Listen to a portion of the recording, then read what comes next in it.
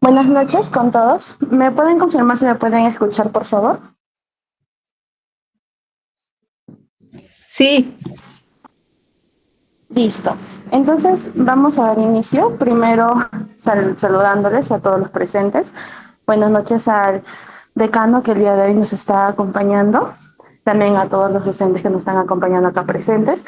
Se agradece su ingreso a esta sesión de seminario de tutoría.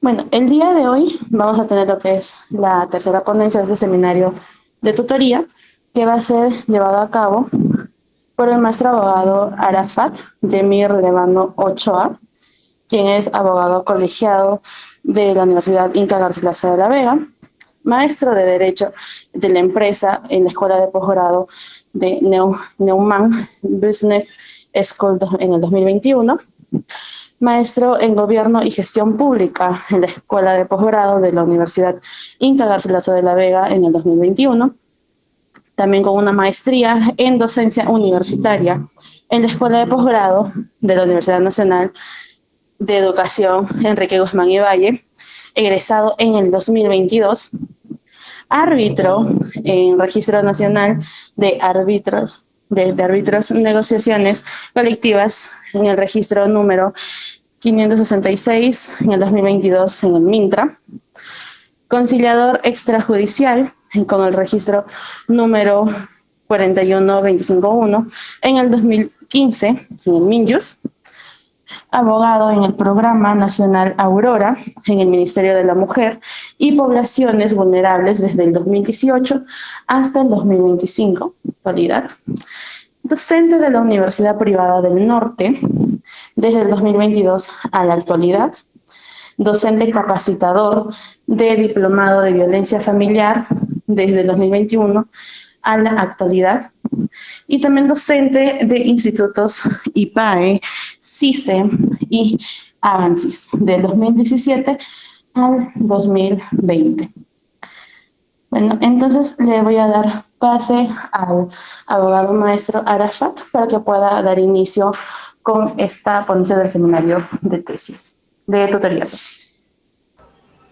¿Qué tal? Buenas noches. En primer lugar, saludar a la doctora Rafaela por esta invitación que me ha cruzado. La verdad, soy muy contento porque siempre es importante brindar este tipo de charlas, capacitaciones a la comunidad educativa, y veo por ahí nombres conocidos, y bien es cierto, no la conozco quizá personalmente, pero sí por nombre, porque ha sido mi profesora en la maestría en docencia universitaria, a la doctora Juana Bobadilla. Ha sido mi profesora, no nos conocemos hasta el día de hoy, y ahí veo otros nombres, ¿no? E igual, un gusto saludarlos. Otra vez me presento, yo soy Arafat Levano, y en principio me habían comunicado que esta charla iba a ser dirigida para alumnos de pregrado, ¿verdad? Entonces, yo he preparado unas diapositivas justamente pensando en esa población, unas diapositivas didácticas como para que se pueda entender la ley, no aplicada al tema de la reforma magisterial, pero no sabía que el público presente iba a ser ya todos profesores, ¿no? En su mayoría, me parece. E igual, voy a tratar de hacer la charla dinámica, porque pensé que iba a ser pues, para alumnos de pregrado, ¿no? Entonces, más o menos, ese era el enfoque. Voy a tratar de hacerlo así. Espero que se comprenda, y cualquier duda, por favor, me levantan la mano o abren su audio y conversamos, ¿no? Sobre el tema. ¿Sí? ¿Puedo empezar entonces? ¿Sí? ¿Puedo empezar? Bien, entonces Sí, maestro, ya sería bueno empezar. Gracias. Voy a compartir mi pantalla, ¿sí? ¿Me confirman si ven, por favor? Sí se logra ver. Ya, listo, voy a dejar acá esto de acá. Muy bien, otra vez buenas noches con todos los presentes. Soy el abogado Arafat Levano Ochoa, y el tema que hoy nos concurre es el de la ley de reforma magisterial, la ley 29944, la misma que se promulgó en el año 2012, es decir, hace 13 años, y tuvo una modificatoria en enero de este año 2025 con la ley 31378.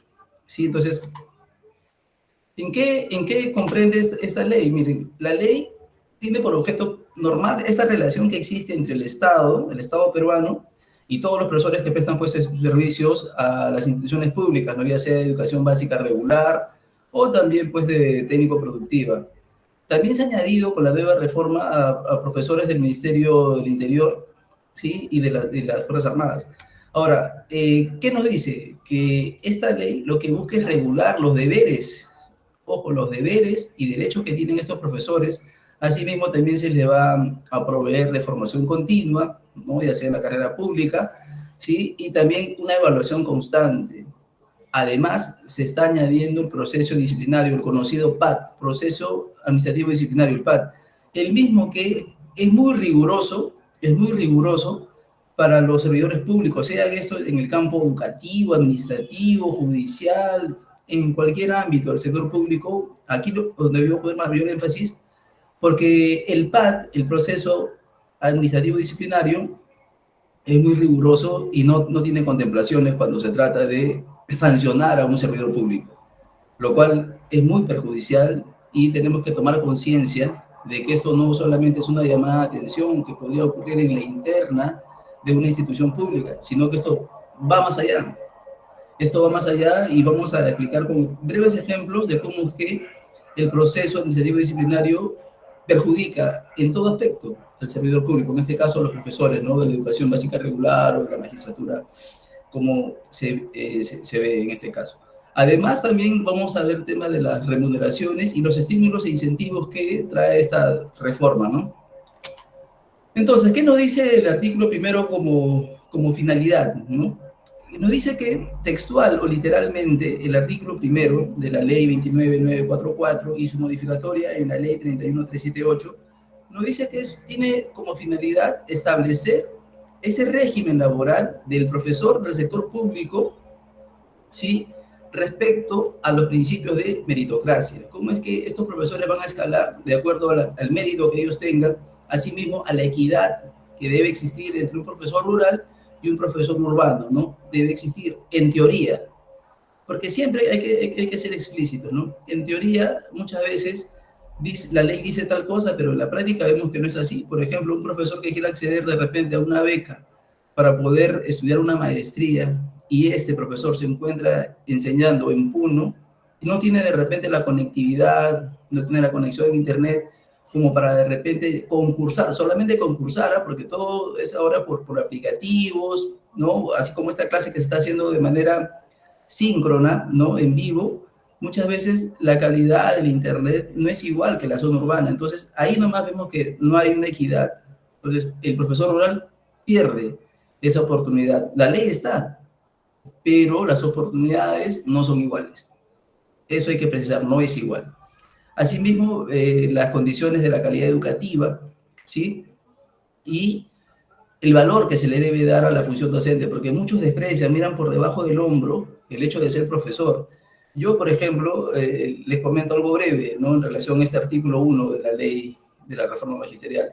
Y si bien es cierto, mi formación es de abogado, pero yo me he insertado al mundo educativo porque tengo la vocación, me nace la enseñanza, ¿no? Si bien es cierto, no soy profesor de carrera, pero me he convertido en docente, que es muy distinto. Una cosa es el profesor, el que estudia la carrera 5 años, ya sea en una universidad o un pedagógico, y otra cosa es el profesional de cualquier carrera, de cualquier otra carrera, que quiere también enseñar.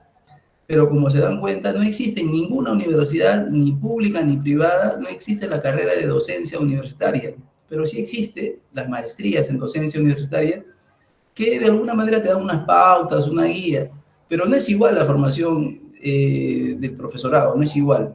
Entonces ahí hay una desventaja, sin embargo la vocación cuando es grande y te nace enseñar, transformar a ese educando, vemos que sí podemos enseñar, pero la sociedad nos castiga con esa indiferencia, o nos mira por debajo del hombro diciendo, ah, eres profesor, cuando no es así. El profesor es una profesión muy noble que nos permite formar nuevos profesionales. Somos la base de los nuevos profesionales y eso, para eso hay que tener orgullo. ¿Sí? Por eso yo he estado siempre en constante comunicación con la doctora Rafaela para que me diga, por ahí de repente hay una charla que hay que dar, apoyar. Yo encantado de hacer ese tipo de seminario, conferencia gratuita, porque a mí me nace enseñar. ¿Sí? Entonces, pero también hay que ver que a los profesores hay que valorarlos en cualquier nivel, ¿no? Sea educación básica regular, técnico pedagógico, universitario o ya de posgrado, ¿no? Igual todos son dentro del marco del profesor. Ahora, como comentario, por eso le decía al inicio, ¿no? He colocado una diapositiva así, ¿no? El artículo, comentario y ejemplo, como para que el público, pensando que todos eran de pregrado, ¿no? Entonces, puedan verlo más sencillo, como quien dice, ¿no? Masticadito, como para que se pueda entender la ley. Como comentario, ¿qué es lo que busca este artículo? Lo que busca es profesionalizar todo el profesorado, lo que es la docencia, el cual va a garantizar, fíjense, estas condiciones laborales que sean justas, ¿no? Porque vemos que a veces las condiciones laborales no son justas para este grupo sí, para el otro no, a pesar que la ley dice que sí, para todos igual. Pero otra vez reitero, en la práctica no es así. Entonces, como señalo en este comentario, la aplicación de esta ley ha sido desigual, ¿no? Especialmente en zonas rurales, ya que la meritocracia se ve limitada por los accesos, por las dificultades que muchas veces los docentes tienen para poder acceder a, por ejemplo, a una beca, ¿no? En este ejemplo que coloco digo, ¿no? Un docente del departamento de Ica al sur de Lima accede a cursos virtuales, certificaciones y postula a un ascenso por mérito propio. Pero, ojo, el departamento de Ica estamos cerca de Lima, entonces es un lugar que tiene todas las conexiones, las vías. Sin embargo, una profesora que vive en la selva, en Loreto, no logra participar por falta de conectividad, ya sea por transporte o por la oferta formativa local. Muchas veces no hay plazas, ya sea para la enseñanza o también para poder capacitarse, no hay plazas. Sin embargo, tienen las mismas trayectorias estos dos profesores, ¿no? Ya sea el de Ica, ¿no? O el de Loreto. Tienen las mismas capacidades, tienen la misma intención, tienen la misma formación, pero las oportunidades son distintas. Entonces, si bien es cierto, esta ley o este artículo lo que busca es profesionalizar la docencia, muchas veces se ve limitada por factores externos, por factores ya sea de índole de fuerza mayor o de fuerza, de fuerza mayor, ¿no? Como un evento natural, ¿no? Entonces, esas cosas hacen que se limite, pues, esta ley que, si bien es cierto, está escrita, todo lo que se ve, pero no se da, en la práctica a veces no se da. Entonces, eso hay que tenerlo presente, ¿no? Por otro lado, el artículo 2 menciona los principios de esta ley. ¿Qué nos dicen? Que el régimen laboral del profesor se rige por varios principios. Entre ellos podemos destacar el de legalidad, el de probidad, ética pública, mérito, capacidad y derecho laboral. Me voy a centrar en el último, ¿no? En el derecho laboral, en la cual nos habla de la igualdad e irrenunciabilidad. Yo le coloco un ejemplo, sobre todo el tema de la irrenunciabilidad. Cualquier profesor que esté vinculado a un sindicato o que no esté vinculado en el mismo y se llega, por ejemplo, a obtener un convenio colectivo de que se le va a dar un bono X a todos los profesores en el año 2026, ¿no? Entonces eso de por sí ya está normado, tiene su publicación, su resolución. Sin embargo, hacen que el profesor renuncie a ese derecho. Entonces, ese derecho no puede ser renunciado, es irrenunciable. De renunciar por escrito con firma del profesor, se va a declarar nulo. ¿Por qué? Porque es un derecho irrenunciable en el ámbito laboral. ¿Qué es lo que busca estos principios? Lo que buscan es garantizar que el docente esté protegido por las normas que sean claras, que sean equitativas y sobre todo que tenga sentido ético muy alto, ¿sí? Que nos dice además que es la base para poder exigir cualquier transparencia en las evaluaciones que son sometidos todos los profesores a nivel nacional, así como las sanciones que deben ser equilibradas. Si al profesor A lo sancionan por B motivos, al profesor B lo deberían sancionar por la misma razón, o debe haber una jurisprudencia o un antecedente similar para que sean sancionados de la misma forma. No puede haber ese desequilibrio, esa desigualdad. Así ocurre también en los ascensos, ¿no? En el ascenso se piden ciertos requisitos y esos requisitos deben ser iguales, uniformes, con el profesor rural, el profesor de la selva o el profesor de los distritos o lugares urbanos, ¿no? O sea, para todos debe ser igual. Entonces, como ejemplo, coloco aquí otra vez siguiendo la misma pauta, una profesora recibe una advertencia, por ejemplo, por presunta inasistencia injustificada, la cual está catalogado como falta disciplinaria leve. Sin embargo, ella solicita que se le muestre la norma que justifica la sanción que se le va a imponer. Entonces, a eso se le llama principio de legalidad, donde está la norma. Y además que se le trate igual que a otros docentes que hayan tenido situaciones similares, símiles, ¿no? Entonces, a eso se le llama principio de igualdad. Solamente para regresar al tema de las asistencias injustificadas en el sector público y también en el ámbito privado, una persona que falta consecutivamente de manera injustificada por 3 días consecutivos, es sanción para poder despedir a esa persona. Se despide, no hay vuelta que darle. Entonces hay que tomar en cuenta eso, ¿no? Entonces, con 3 días consecutivos en un mes, ¿sí? Es pasible de sanción de despido. Si son 5 días en el mes, también, de manera intercalada, ¿no? También. Y si son 15 días en un periodo de 6 meses, también la sanción va a ser la misma, despido. Entonces hay que tener cuidado con eso. A los nuevos profesores, si por ahí se van sumando más alumnos o participantes, hay que tener en cuenta que la profesión del profesorado es una cosa, pero al insertarse al ejercicio docente, no solamente eres docente, sino que ya perteneces al sector público. Y pertenecer al sector público te hace servidor público. Si logras en algún momento obtener alguna función de mayor jerarquía, te convertirás en funcionario público, es decir, un decano, ¿no? Por ahí también se me ha ido el nombre del rector, por ejemplo, no son funcionarios públicos, pero los administrativos y los profesores son considerados, según la escala, servidores públicos, por lo tanto están sometidos al famoso PAD, que ya les mencioné al inicio, ¿no? El procedimiento administrativo disciplinario, lo cual hay que separar, ¿no? Soy profesor, pero trabajo en el sector público, por lo tanto ya eres servidor público. ¿Qué categoría? Profesor. ¿Qué categoría? Policía. ¿Qué categoría? Abogado, ¿no? De Poder Judicial.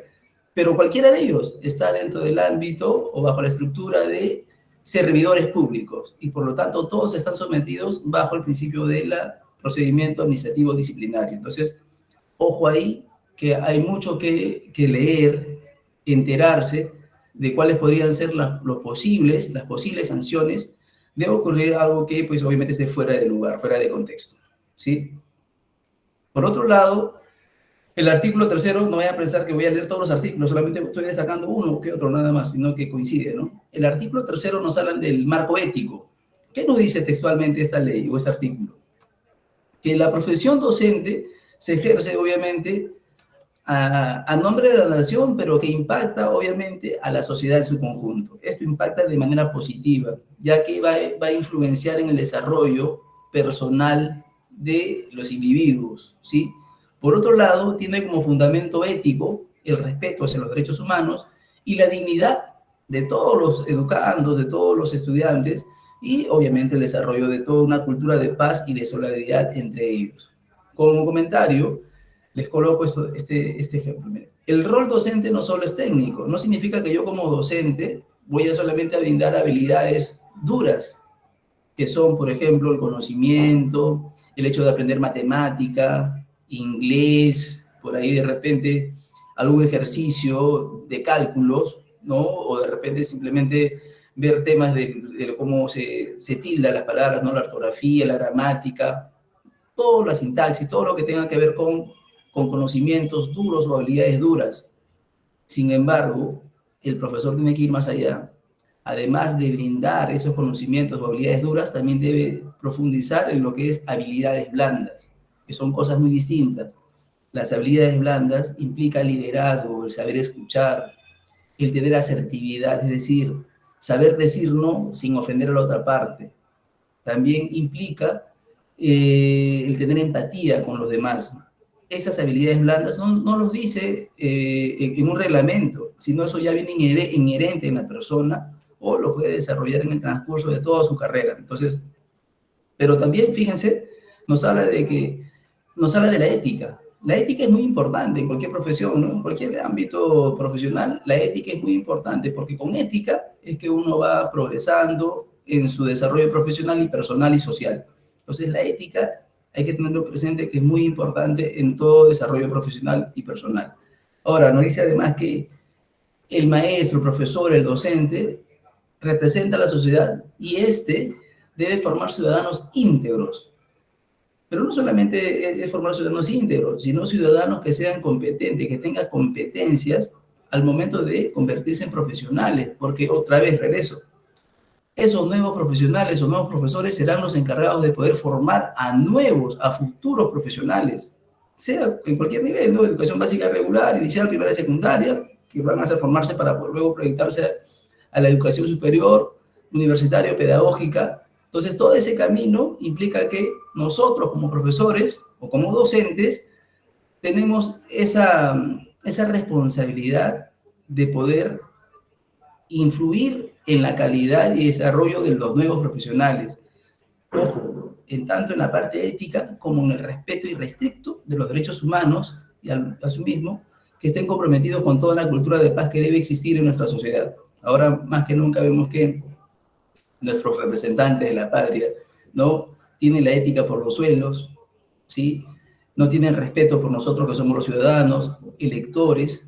Entonces vemos que no hay un ejemplo. El ejemplo es el no seguir ese ejemplo. No, ese ejemplo no hay que seguirlo, pero lo tenemos presente. Entonces hay que ser mejores ciudadanos, mejores compatriotas, mejores profesionales, y para eso nosotros, los profesores, somos los primeros responsables en formar nuevos profesionales. Un ejemplo que nos habla del marco ético, otra vez, una profesora en Cajamarca, por ejemplo, detecta la discriminación, fíjese, entre estudiantes por origen étnico. ¿Qué es lo que va a hacer esta profesora en el ejemplo? Implementa un proyecto de aula sobre la identidad cultural, ¿no? Por eso viene el enfoque intercultural, ¿no? Y los derechos humanos, el cual que va a promover las habilidades blandas, como por ejemplo la empatía y la solidaridad, que van a ser valores o como eje central del aprendizaje. Entonces, este ejemplo calza perfecto para el marco ético que pretende esta reforma de la ley magisterial, ¿no? Entonces, esto es lo que pretendía con estos ejemplos, que sean didácticos, prácticos, para que el participante pueda llevarse al menos una noción de lo que significa su desarrollo o su práctica docente, ¿no? En los próximos años. Aquí sí me paso de frente al artículo 11, en la cual nos habla de las escalas magisteriales. ¿Qué nos dice? Que según la reforma existen 8 escalas, ¿no? Las mismas que tienen permanencia en escala de 3 a 5 años, salvo, nos dicen, en zonas rurales, como el Brain, donde se reduce a 1 año. Entonces, sin embargo, cuando llegas a la octava escala, ahí se mantiene hasta el retiro. Esta imagen que ven a su derecha, que es la remuneración integral mensual, yo he estado buscando información sobre este RIN y he visto diferencias, ¿no? Algunos sobre este año, y lo colocan como 3.100, otros como 3.500, y he visto sí que hay varios que de 3.500. Esta fuente es del diario La República. ¿Qué nos dice? Que la primera escala obedece a 3.500 soles y la segunda, ¿no? 3.750, y así va avanzando hasta la octava escala, que es 5.550 soles. Como comentario, ¿qué nos dice? Que cada escala representa un nivel del desarrollo profesional y mejora, obviamente, el aspecto salarial. Es más, esta ley 32.148, ¿qué es lo que busca? Garantizar un aumento progresivo de 200 soles en 2 fases, el cual se está aplicando desde este año de enero del 2025. Un ejemplo, por eso ahí está mi ejemplito, pongo, ¿no? La profesora Carmen enseña en una escuela del Brain, ¿no? Y gracias a la reducción de la permanencia, postula ascensos cada 2 años. O sea, cada 2 años va postulando según su ámbito rural, ¿no? Postula cada 2 años. Entonces, si se ubica en la escala 2, donde viene ganando 3.750, por lo tanto, va a ascender a una escala superior que vendría a ser 4.050, una escala 3.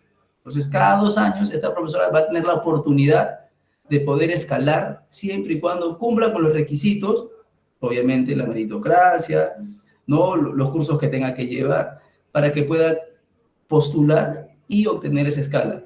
Pero si no cumple y la jalan, como ha ocurrido, entonces no tendría derecho a reclamar o ser parte de las nuevas escalas que existen. Entonces, para eso está la escala remunerativa, ¿no? Integral. Entonces, ese es un ejemplo clarísimo del artículo 11. Asimismo, vemos que aparece el artículo del 6 al 10, que también habla de la formación inicial docente. ¿Qué nos dice, no? Que este profesional de la educación, como mínimo, debe tener 10 semestres académicos, es decir, 5 años, ¿no?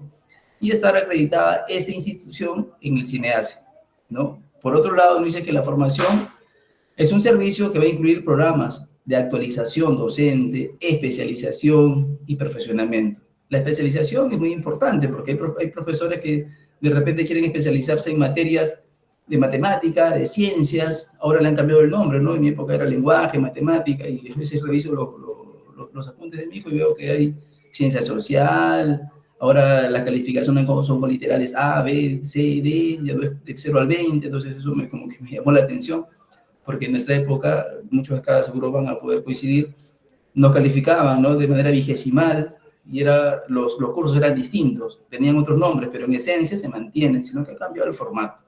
Pero, reitero, los profesionales o los universitarios que se están formando en la carrera de educación tienen especialización, ¿no? Y muchos de ellos veo con bastante entusiasmo que también están especializándose en lo que son idiomas, ¿no? Profesores con idiomas o también con lenguaje inclusivo, perdón, con educación inclusiva para poder enseñar y guiar a los estudiantes de educación básica regular, sobre todo inicial, primaria, que tienen condiciones distintas, por ejemplo, autismo, síndrome de Down, esa población que a veces es muy discriminada, no se le está dando una atención debida, pero se sabe que existen o debe existir como mínimo, dos estudiantes de esos estados, por decirlo así, de esas condiciones, en un aula.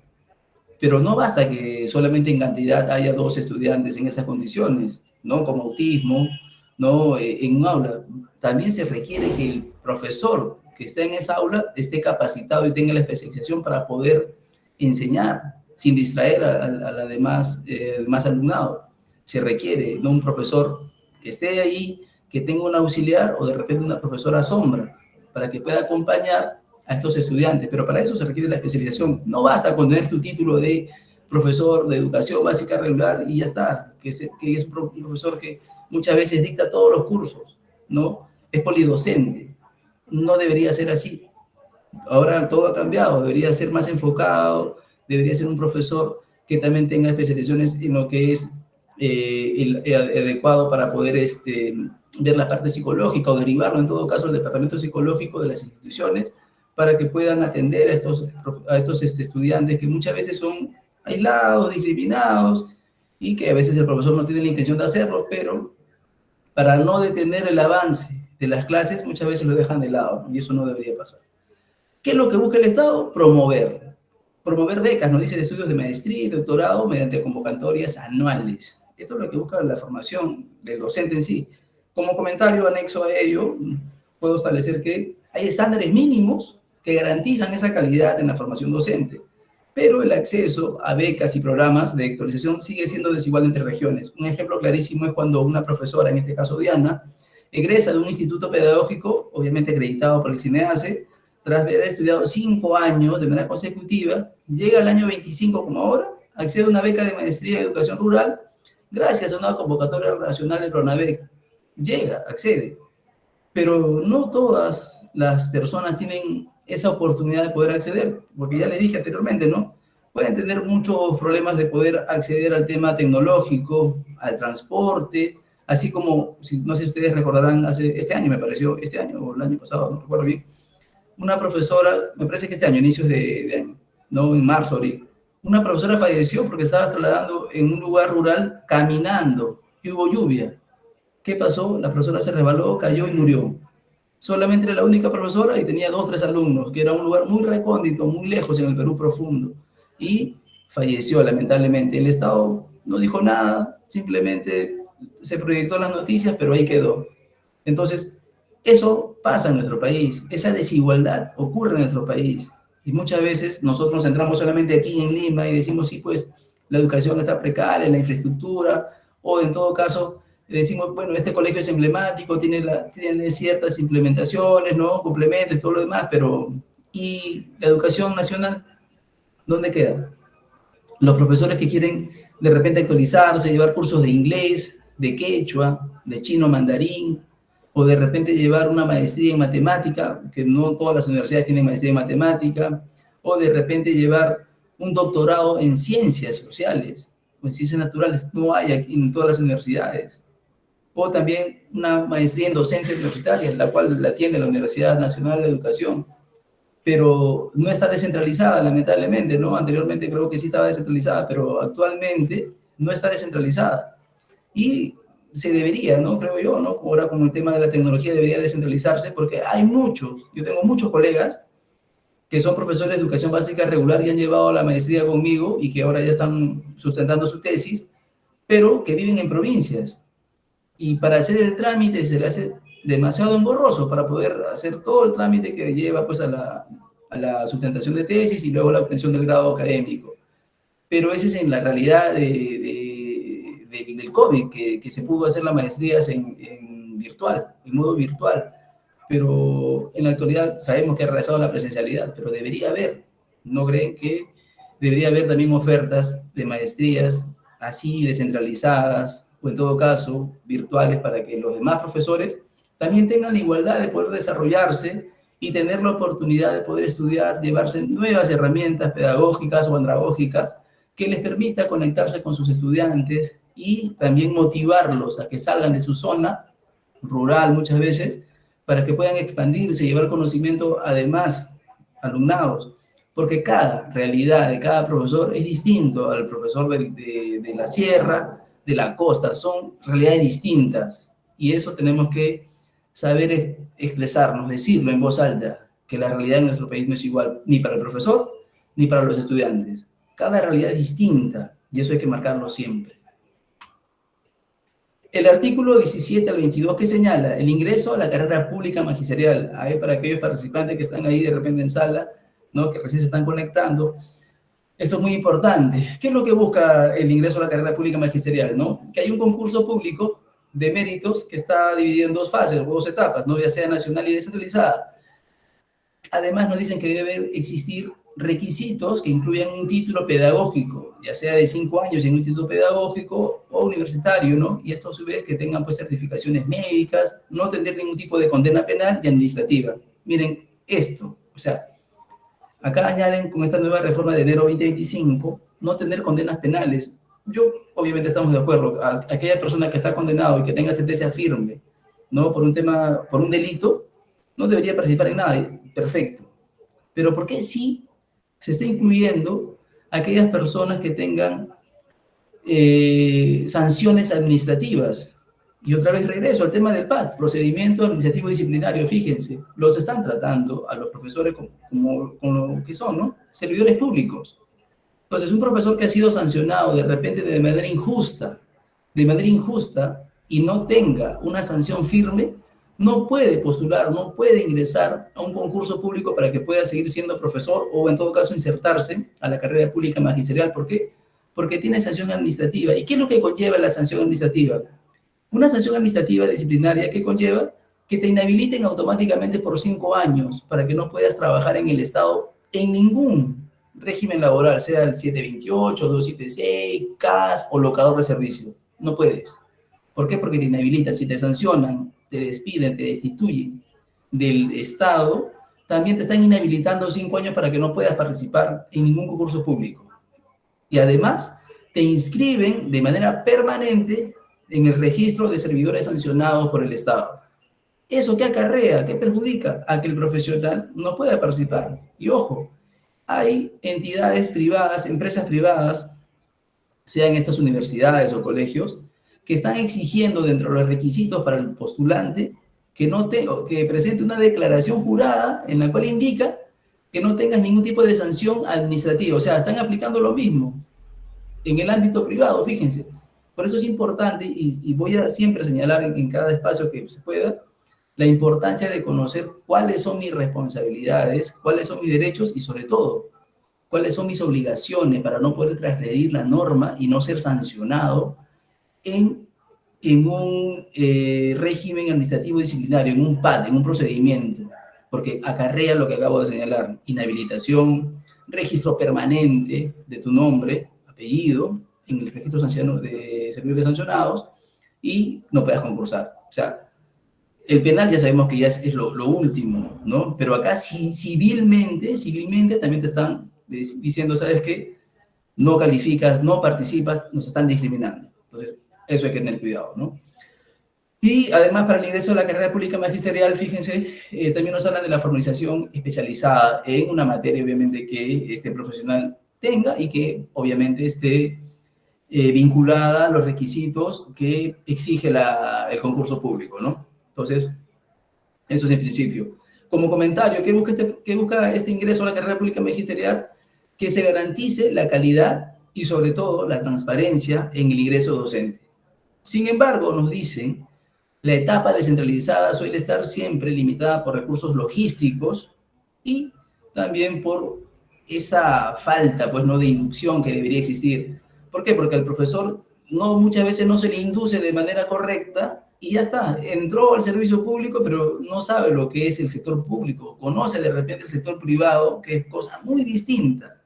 El aparato estatal es totalmente distinto al ámbito privado. No es igual enseñar en un colegio o en una universidad privada, no es igual que en una universidad pública o un colegio público. Se requiere de muchos requisitos, muchos procesos, mucha vigilancia, extra vigilancia diría yo, y cumplir a rajatabla todo lo que se te ordene en tu RIT, Reglamento Interno de Trabajo, o en tu RIS, ¿no? Reglamento Interno del Servidor Público. Entonces, eso hay que tenerlo presente siempre. Entonces, el profesor que es nuevo y recién está entrando a la carrera pública magistral se va a dar con la sorpresa de que no es igual enseñar en un colegio público particular, no es igual, es distinto, totalmente distinto. Ahí vamos a ver la diferencia, pues, ¿no?, de lo que pretende esta ley. Entonces, hay que ser conscientes de que no es igual. Público es una cosa, privado es otra cosa, es otra realidad. Como ejemplo, la profesora Carla nos dice postular al concurso nacional en el 2025 y cumple con los requisitos y es asignado a una escuela rural en Huancavelica, o sea, tiene que salir de Lima si es el caso, ¿no? Recibe una inducción virtual, fíjense, pero no cuenta con mentor presencial ni acompañamiento pedagógico. Entonces, si tu inducción va a ser virtual, es decir, te van a decir que tus obligaciones como profesor son estas, pero virtual, no es igual, obviamente, que en la misma institución, en el mismo colegio o universidad, te digan cómo debería ser, ¿no?, tu desarrollo, tu desenvolvimiento como servidor público, no solamente como profesor, sino como servidor público. ¿Cuáles son tus obligaciones? Por ejemplo, si por ahí, si estás en el colegio, llega un alumno o alumna que haya tenido indicios, como tú como docente ya has observado, que haya tenido indicios de agresión física, sexual o psicológica, ¿qué haces tú como docente? Según la ley, por ejemplo, la ley 30.3 y 4, la ley que previene la violencia contra la mujer y los integrantes del grupo familiar, ¿qué nos dice? Que el profesor y todo profesional de la salud, es decir, médicos, enfermeras, los dos, desde el 2023, están obligados por la ley a denunciar hechos de violencia física o violencia familiar que ocurra con alguno de los alumnos. Entonces, el docente, el profesor, muchas veces no sabe que está obligado, simplemente, conozco el hecho, pero si quiero lo denuncio, no es si quieres, antes era si querías. Ahora no, ahora estás obligado y está la ley del 2023, hay una modificatoria en esa ley en la cual señala que el profesor y los profesionales de la salud están obligados por ley a dar cuenta y a denunciar sobre ese hecho. ¿Y qué pasa si este profesor que recién se está insertando a la carrera pública magisterial solamente piensa que es profesor, pero se olvida que es servidor público? Si es servidor público, está en la obligación de denunciar. ¿Qué debe hacer? Comunicar al director. Y el director, al tomar conocimiento, debe comunicar a las entidades pertinentes, sea el Ministerio de la Mujer, Comisaría, Fiscalía, comunicar. ¿Para qué? Para que ese hecho se haga público, para poder proteger el interés superior del niño en todos sus ámbitos, en todos sus extremos. Entonces, eso es lo que busca la ley. Entonces, muchas veces, sí, pero tú como abogado conoces la ley.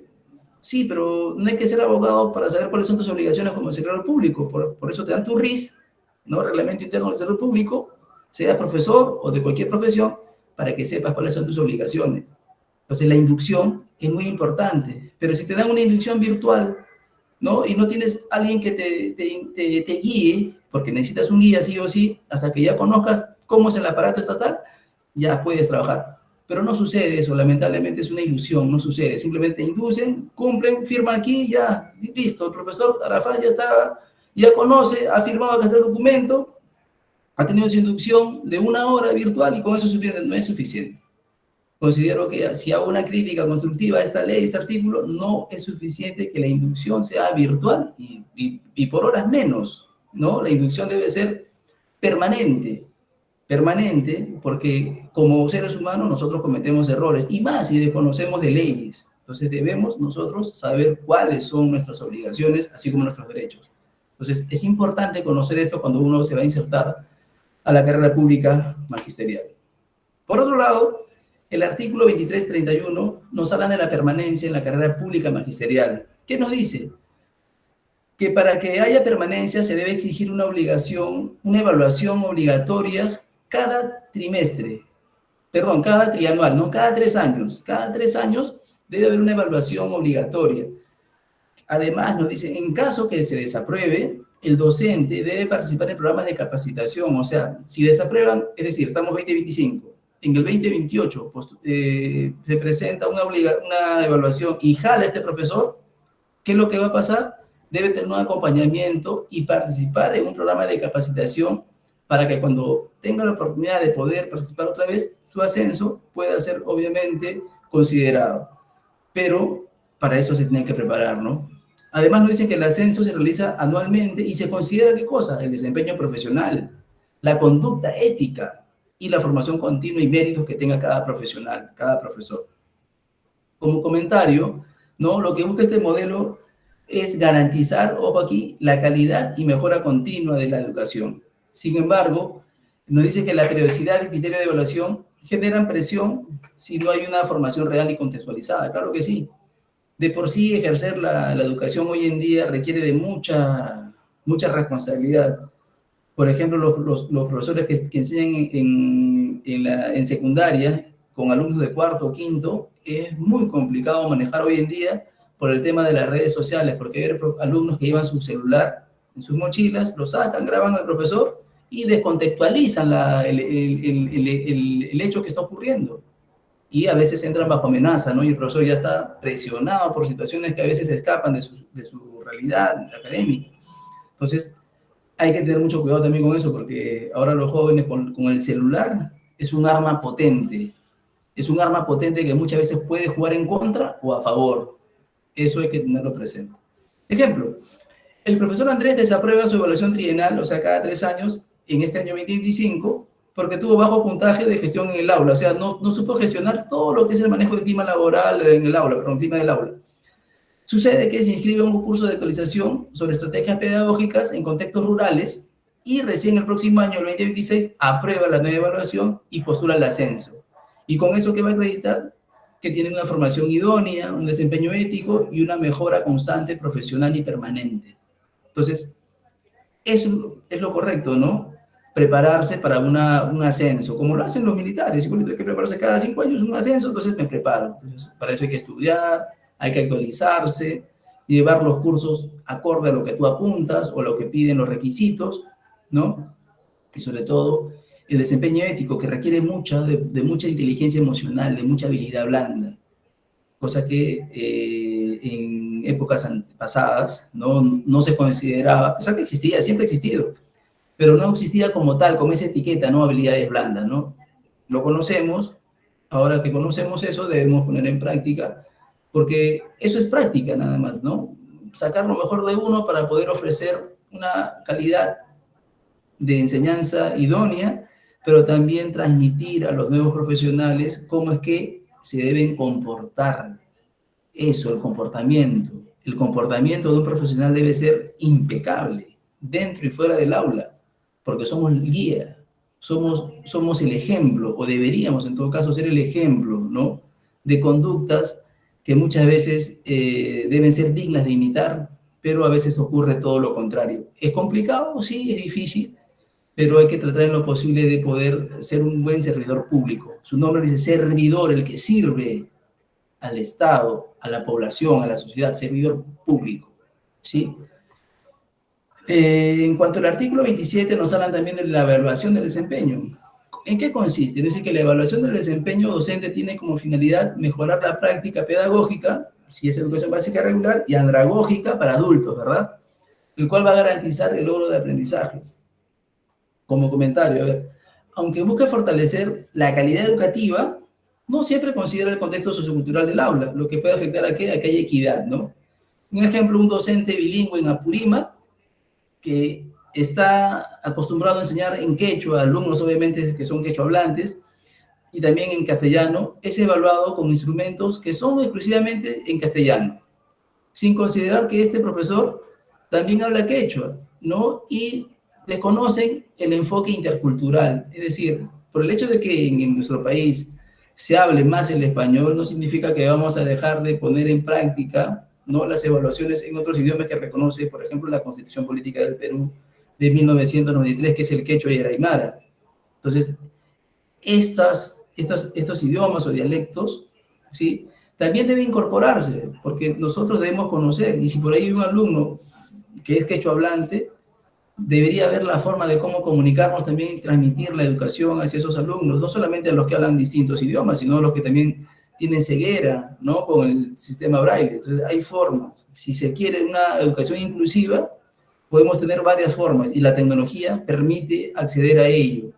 Ya no basta leer, hacer, no. Hay que integrar a todos. Si se quiere hablar de inclusivo, hay que integrar a esos tipos de población a las enseñanzas y al aprendizaje. El aprendizaje y enseñanza debe tener un impacto positivo en toda la población, en cualquier población.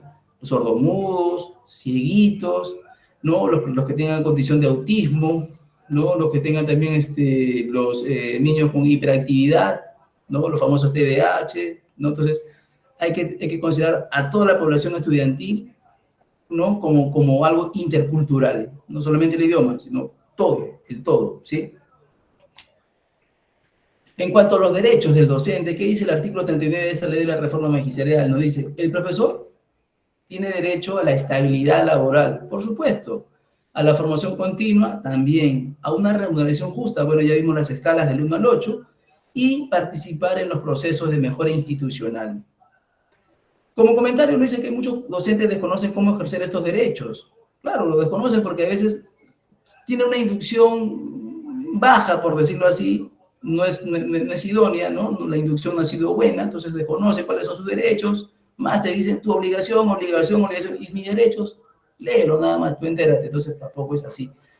¿Esto qué ocurre? Limita pues el acceso a oportunidades del desarrollo profesional y también a la participación institucional, porque el profesor no solamente tiene pues el deseo de participar como tal, como profesor, sino también ascender al ámbito jerárquico, ser director de colegio, de repente por ahí subdirector, perdón, o si es universidad, decano, rector. Entonces, hay varias jefaturas que se podría acceder, pero para eso hay que conocer cuáles son los requisitos, cuáles son los plazos, los tiempos, la formación.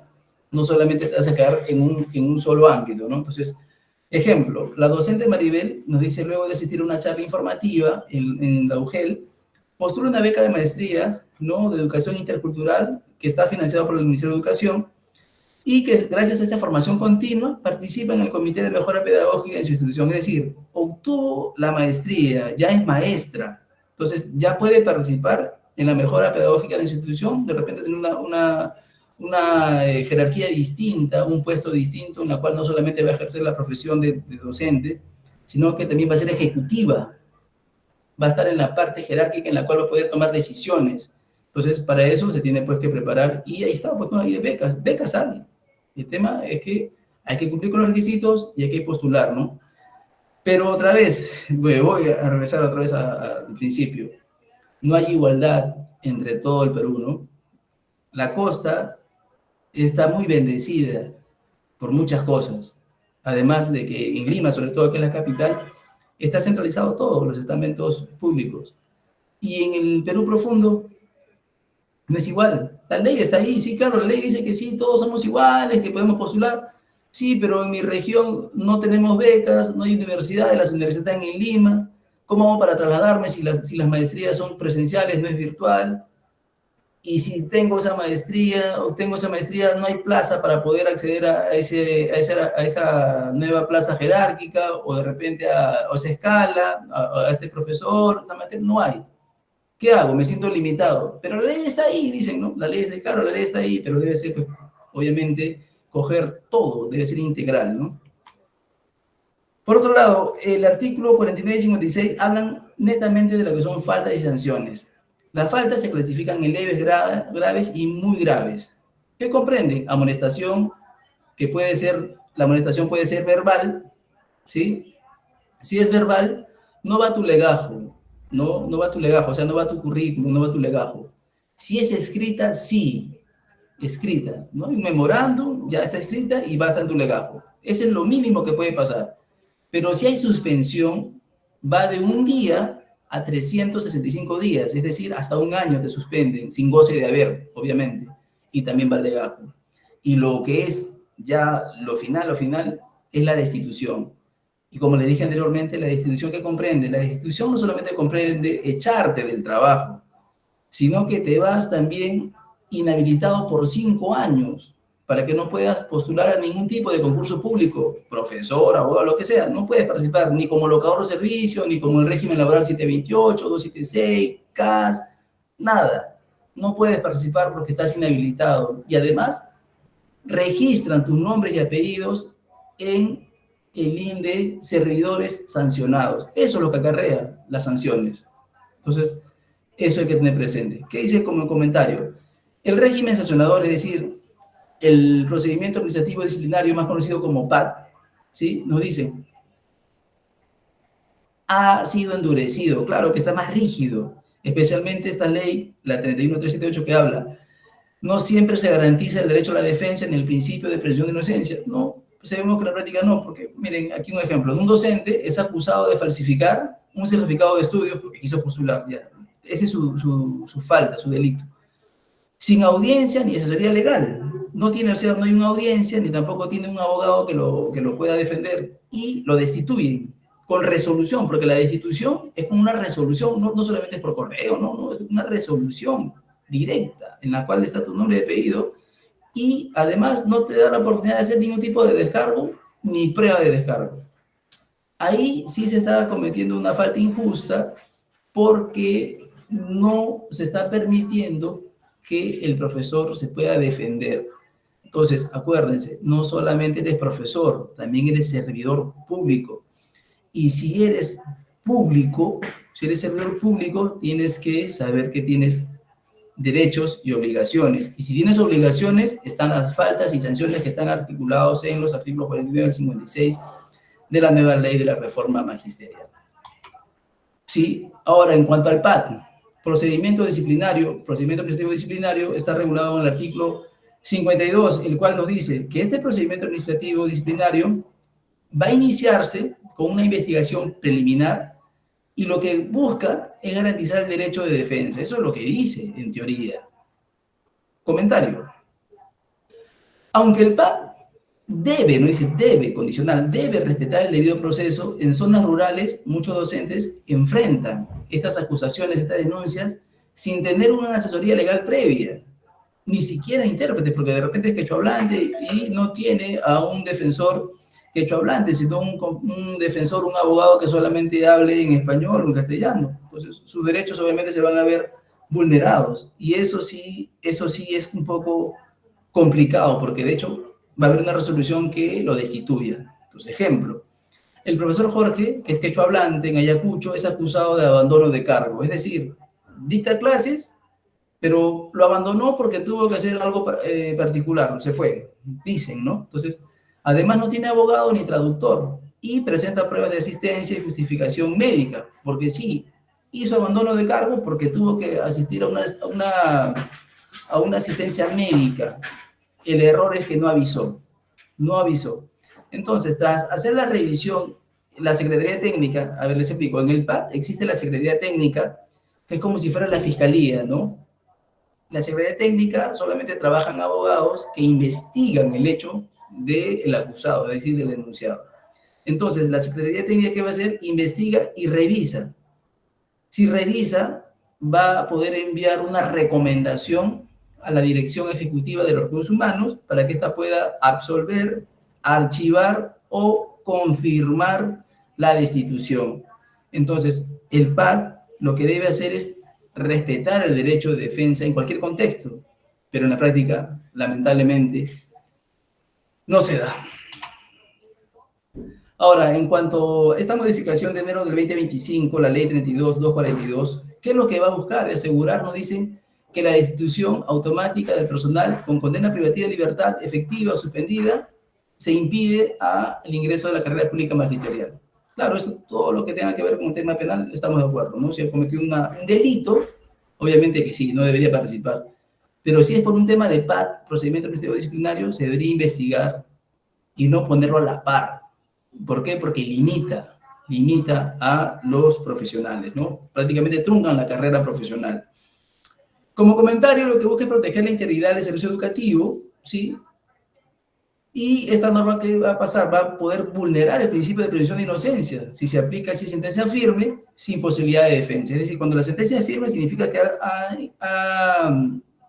ha recurrido a las instancias que son distintas a la que juzgó. Por ejemplo, juez de primera instancia, se recurre a los jueces de segunda instancia, de repente una sala superior, entonces se recurre a todas las instancias y en la última instancia se declara firme, ahí sí, obviamente, ya pues tienes que cumplir con lo ordenado, ¿no? Ejemplo, un docente con condena suspendida por un proceso aún que es apelable, se separa automáticamente del cargo.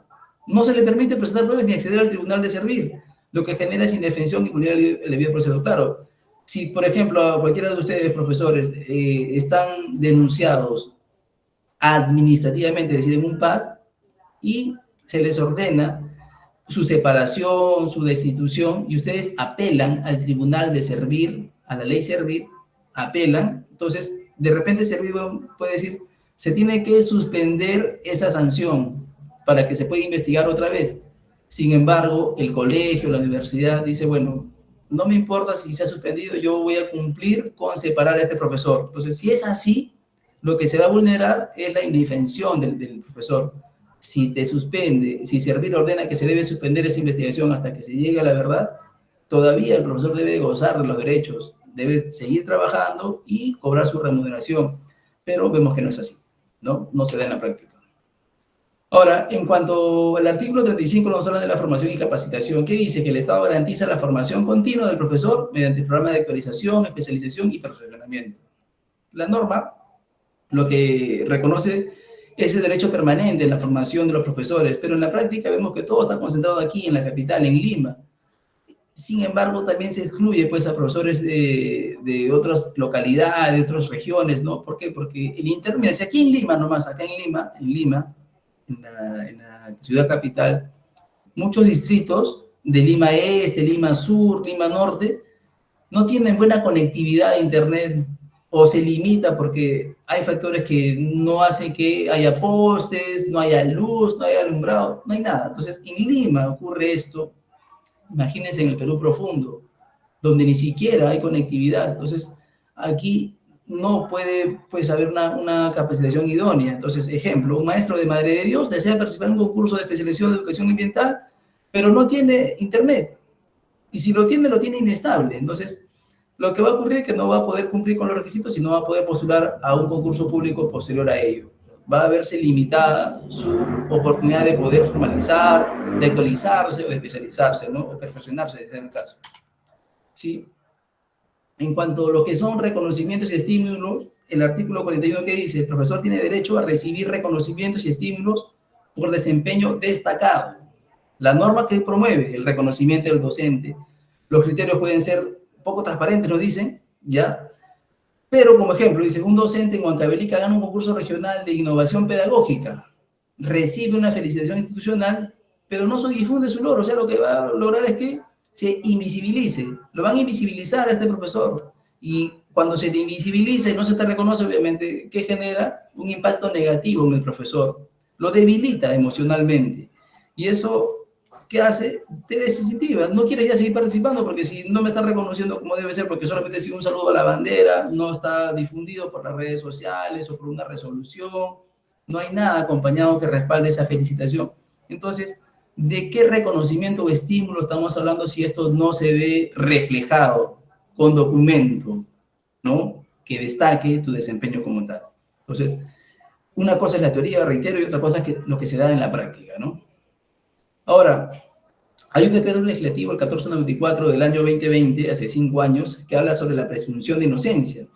¿Qué dice? Que las sanciones penales no firmes, que no están firmes, que todavía están por revisar por otra sala, no implica destitución automática. esta norma refuerza, ¿no?, el principio de presunción de inocencia, lo refuerza como principio de inocencia, y lo que va a evitar es que haya sanciones prematuras. Pero, como la aplicación ha sido desigual, sobre todo en zonas donde el PAC se ejecuta sin asesoría ni asistencia técnica, ni revisión técnica, muchas veces pues se va a vulnerar otra vez el principio de presunción de inocencia en el sector público, en el profesor. Entonces, un ejemplo, un docente investigado por presunción de violencia familiar en Cusco continúa ejerciendo mientras el proceso judicial está en curso.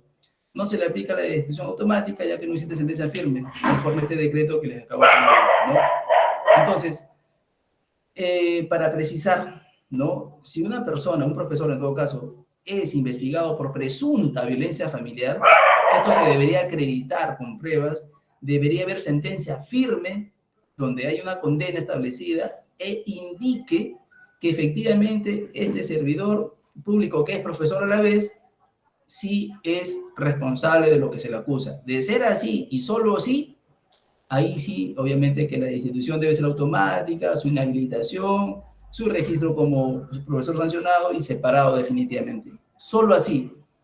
Pero si son sospechas, son dichos de que han escuchado, han visto y no hay pruebas, no se debería destituir en este caso al profesor, sino debería revisarse hasta que haya sentencia firme. ¿Sí? En cuanto a la destitución automática por condena penal, bueno, esto es más serio, esto sí debería aplicarse sí o sí, ¿no? Acá lo que se busca es asegurar la destitución automática del personal con condena privativa de libertad, efectiva o suspendida, ¿no? Para que no pueda regresar a la carrera pública magisterial. ¿Qué es lo que busca? Que esta norma va a endurecer el régimen disciplinario, pero puede vulnerar los derechos fundamentales si se aplica sin sentencia firme. Otra vez reitero, tiene que existir sentencia firme para que indique que lo que se acusa es totalmente cierto, con pruebas. No basta solamente con dichos. Ejemplo, un docente con condena suspendida por omisión de alimentos, es decir, a Pepe, ¿no?, tiene una demanda porque no está cumpliendo con la pensión de alimentos, entonces, ¿qué va a pasar? El juez va a decir, ya, vamos a darle condena, ¿no? Vamos a darle condena suspendida por pensión de alimentos y a la vez se va a separar del cargo, pero que haya una resolución del mismo Ministerio de Educación. Sin embargo, si no hay una audiencia como debe ser, lo que va a ocurrir es que este profesor pueda estar siendo vulnerado en sus derechos, porque de repente no es cierto, si está cumpliendo y depositando en una cuenta que no es, porque muchas veces pasa esto, ¿eh? Al que lo demandan por temas de alimentos, muchas veces deposita en la cuenta particular de la madre del niño, de ser el caso, y no en la cuenta del Banco de la Nación, ya sea por desconocimiento, por dejadez, por confianza, lo que fuera. No deposita a la cuenta de Banco de la Nación y la mujer, en algunos casos, no siempre, en algunos casos, ¿no?, de repente ha tenido una discusión previa con él, va y dice, no, no está cumpliendo con la pensión de alimentos porque en la cuenta del Banco de la Nación hay 0 soles.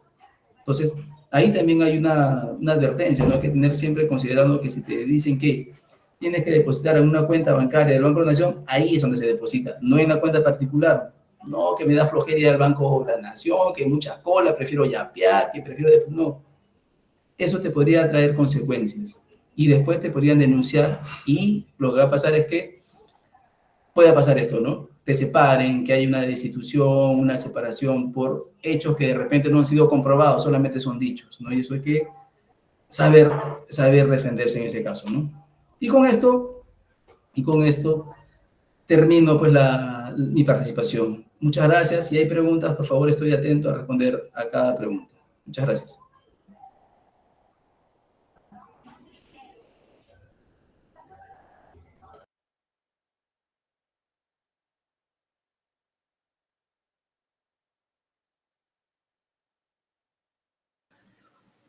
Por favor, colegas, buenas noches, estudiantes y demás participantes, si hubiera preguntas, por favor.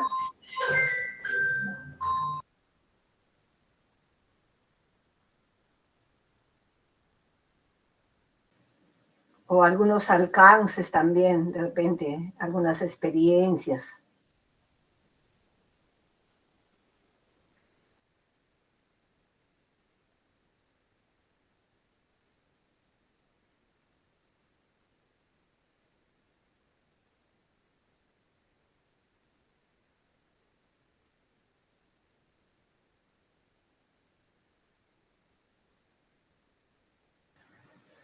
Bueno, ¿se entendió todo o no se entendió nada?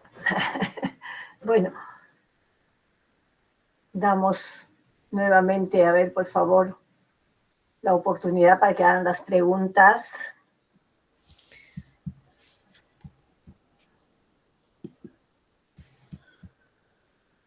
A la doctora Sara. Doctor, muy buenas noches. Gracias, doctora. Doctor, muy buenas noches. Yo tengo una inquietud. Primero, felicitarlo por su brillante exposición. Mi inquietud es, me parece excelente la carrera pública magisterial, sobre todo la meritocracia, ¿no? ¿Cómo eso, se va a lograr extender a las universidades? ¿Qué similitudes, qué diferencias tendría? ¿Qué normas ya están permitiendo esa posibilidad? Muchas gracias.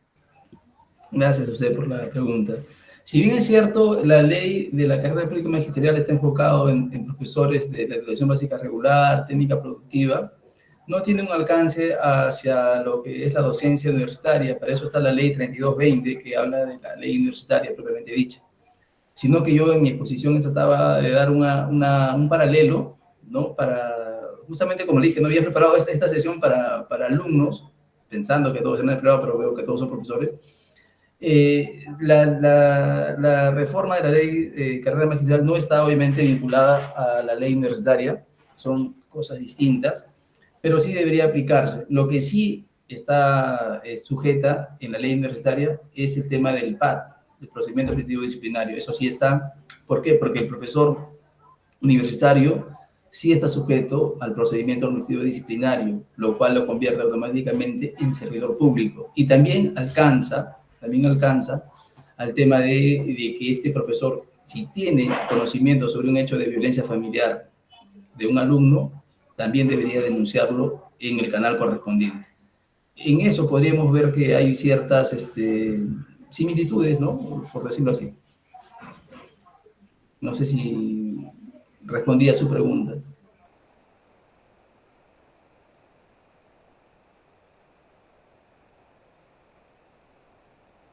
Bueno, parece que sí. ¿Alguna otra pregunta más? Docentes, estudiantes, algún alcance quizás, compartir quizás alguna experiencia o poder compartir algo. Bueno, por el chat no hay nada, maestro, tampoco hay ninguna manito levantada. Entonces, damos por terminado agradeciendo su exposición en esta tercera ponencia del seminario de tutoría.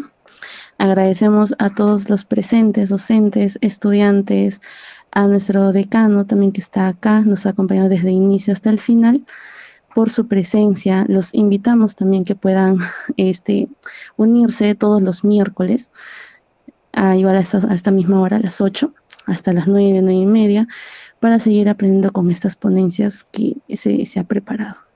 Eso sería todo. Una vez más, muchas gracias, maestro Arafat. Gracias a los demás. Que tengan muy bonita noche. Gracias a ustedes por la invitación. Gracias, hasta luego.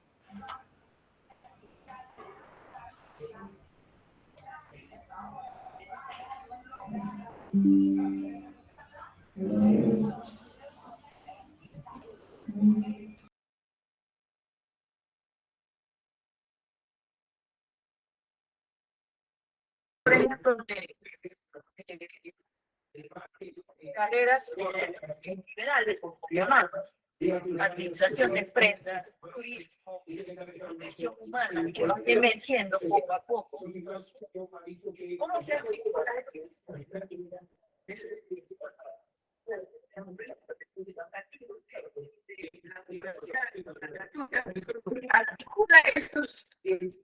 estas particularidades? Simplemente hay la emergencia de a poquitos, pero tenemos esa pertinencia o esa actitud de ampliar nuestra frontera.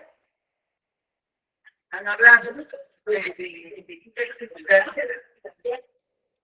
Tenemos fruta, sierra y selva.